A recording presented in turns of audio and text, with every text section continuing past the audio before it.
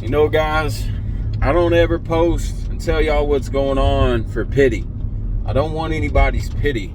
I allow myself or allow people to see my vulnerabilities, to see this struggle, because there's a lot of people out there that know my story, that knows what I've been through, that knows how strong I am. But no matter how strong any person is, man or woman, what I'm going through, what I've been through for the past year with my daughter, man, you'd have to be a heartless psychopath to not feel anything, right? And there's been, I'm a performance-based, like a lot like an athlete. I'm an entrepreneur, a salesman, and so everything I do is performance-based. And whenever I have to deal with the deep things that I've been going through, with my daughter being on life support, fighting cancer, with my other kids missing their mom because she has to be there all the time, with me missing her, everything that goes along with it, then the only thing I want to show you guys is how God did it. Not how I did it, but how God did it. The strength that he gave me, because without his strength, I would have been folded. I would have been folded. And, you know, this choice of faith, I constantly get attacked fear. Every time I turn around, every other day, there's something wrong with Gracie, something critical, you know, something else wrong. If something goes right, then something goes wrong. And I have to reaffirm my faith and go back in and say, no, God got this. God got this. And constantly battling that fear, man. And then having to put a smile on my face, and go pretty much be a stand-up comedian, you know. I cold call people, go into businesses and knock on doors. That's how I get my business. And so it's, I don't know, man. It's a lot like, I guess, playing injured, you know. Somebody trying to play quarterback with a broken hand or broken leg, but you still got to go out there performing. And the only thing is, the people that you're performing for, nobody knows that you're hurt. Nobody knows that you're injured, but you still have a job to do, and your team is still dependent on you. And that's where I'm at, man. Like, if I don't get it, if I don't figure out a way to make it happen, then my whole family fails. We'll be homeless.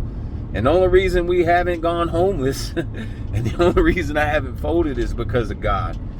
And I had some people help me during the wintertime right after Christmas. And I said, you know what? I'm not asking for any more help.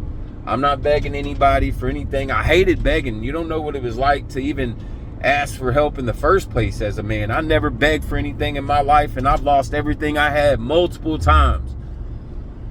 So I just want you guys to know, man, that this vulnerability is just to show that real men cry.